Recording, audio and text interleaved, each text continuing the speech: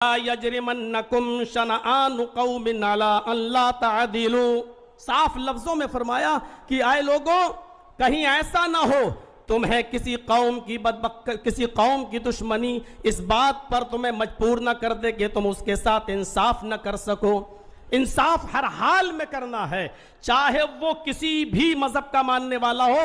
یہ نہیں دیکھنا ہے کہ یہ کون ہے، اس سے ہمارا تعلق قریبی ہے تو اس کے فیور میں فیصلہ کر دیا جائے۔ اسلام کی تاریخ کا اگر آپ مطالعہ کریں گے تو ایسے ایسے مناظر آپ کے سامنے آئیں گے کہ حضرت علی رضی اللہ تعالیٰ عنہ کے زمانے میں ایک یہودی مجرم ثابت ہو گیا اور اس کو کوڑے لگانا تھے، لہٰذا حضرت علی رضی اللہ تعالیٰ عنہ نے حکم دیا کہ اس یہودی کو کوڑے لگائے جائیں، اور کوڑے لگانے والا حضرت علی کا غلام تھا قمبر۔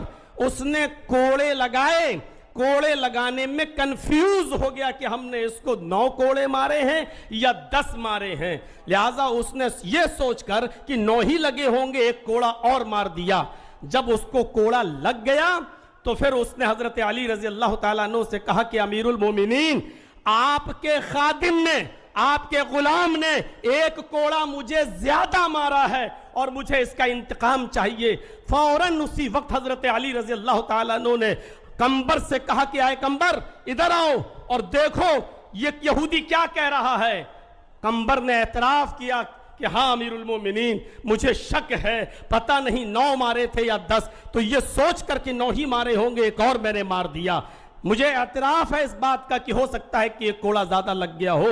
حضرت علی نے فرمایا اب تم کھڑے ہو جاؤ، اور اس یہودی سے کہا کہ کوڑا لو اپنے ہاتھ میں، اور اس یہودی سے کہا کہ اب تم اپنا انتقام لے لو، بدلہ لے لو، اور ایک کوڑا اس یہودی نے مارا حضرت علی کے غلام۔ میں کہنا یہ چاہتا ہوں انسانیت اسی وقت محفوظ رہ سکتی ہے، اس کا تحفظ اسی وقت ہو سکتا ہے جب آپ عدل سے کام لیں گے، اور جہاں عدل و انصاف ختم ہوا وہاں انسانیت بھی مجروح ہوگی، انسانیت کا بھی خون ہوگا۔ اس لیے ہر حال میں اگر آپ یہ چاہتے ہیں کہ انسانیت مجروح نہ ہو، انسانیت محفوظ رہے، تو آپ کو عدل و انصاف قائم کرنا ہوگا، اور جتنا زیادہ عدل ہوگا دنیا میں اتنا ہی زیادہ امن ہوگا۔ آپ کو شاید یاد ہوگا حضرت علی رضی اللہ تعالیٰ عنہ نے بھی ایک یہودی کے خلاف مقدمہ دائر کر دیا تھا قاضی شریح کی عدالت میں کہ میری ایک زرہ ایک یہودی کے پاس ہے، اور جب یہودی کو پیش کیا گیا تو یہودی نے کہا وہ زرہ میری ہے۔ حضرت علی سے کہا گواہ پیش کرو۔ حضرت علی نے جو گواہ پیش کیے تھے شرعی اعتبار سے ان گواہوں کی کوئی حیثیت نہیں تھی۔ قاضی شریح نے امیر المومنین حضرت علی کے خلاف فیصلہ سنایا، یہ کہتے ہوئے کہ اے علی، آپ نے جو گواہ پیش کیا ہے وہ آپ کا بیٹا ہے، اور شریعت محمدی کے اندر بیٹے کی گواہی باپ کے حق میں تسلیم نہیں کی جاتی ہے۔ اے علی، آپ نے دوسرا گواہ اپنا غلام پیش کیا ہے، غلام کی گواہی بھی مالک کے حق میں، آقا کے حق میں قبول نہیں کی جاتی ہے، لہٰذا یہ زرہ کا مالک یہودی ہے۔ حضرت علی کے خلاف فیصلہ سنایا۔ یہ عدل، یہ انصاف ہمیں یہ بتلا رہا ہے کہ جب اس طریقے کا عدل تھا، جب اس طریقے کا انصاف تھا تو انسانیت چین اور سکون کا سانس لیتی تھی۔ یقیناً آج عدل و انصاف ہمارے معاشرے سے ختم ہوتا چلا جا رہا ہے۔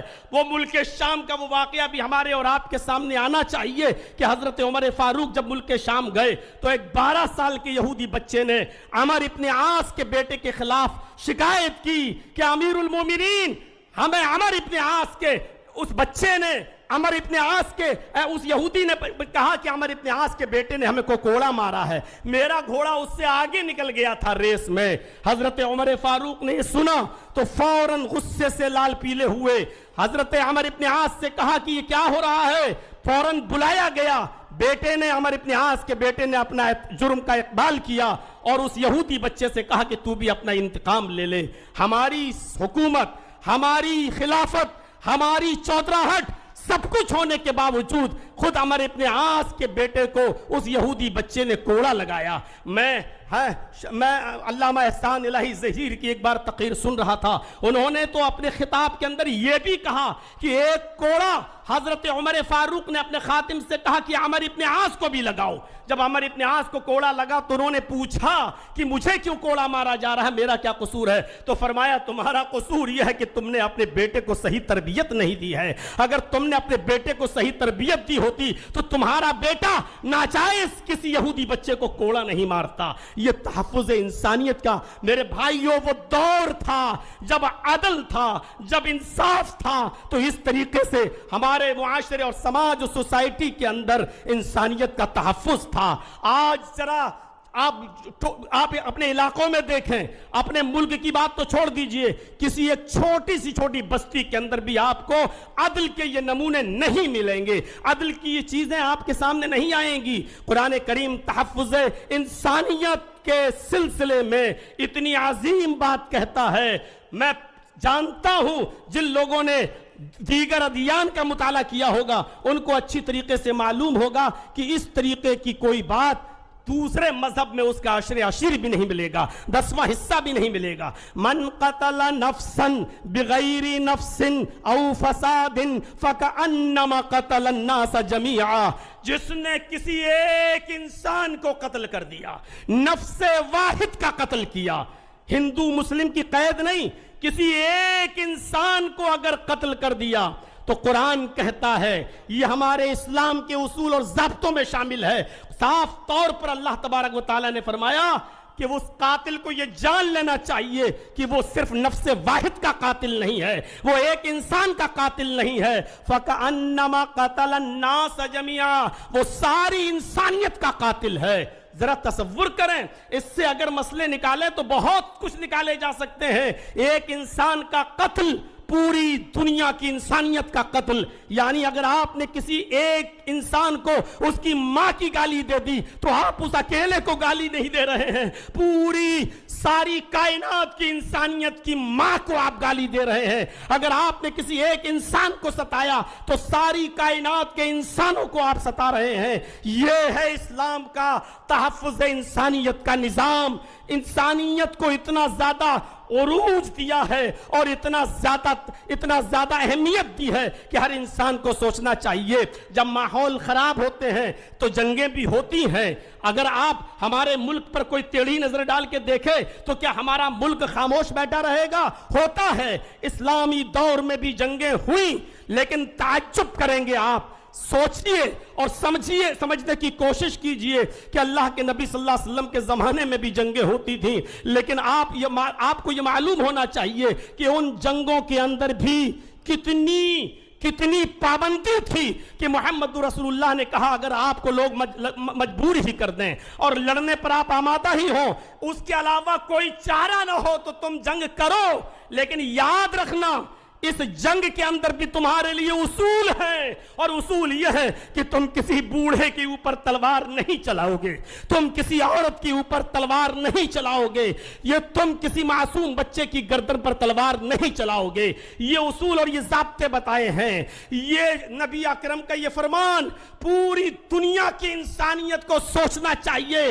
کہ آج اسرائیل کس طریقے کی بمباری کر رہا ہے اور ناجائز طور پر فلسطین کے معصوم بچوں کو مار رہا ہے، قتل کر رہا ہے، عورتوں کو مار رہا ہے یا بیوہ کر رہا ہے۔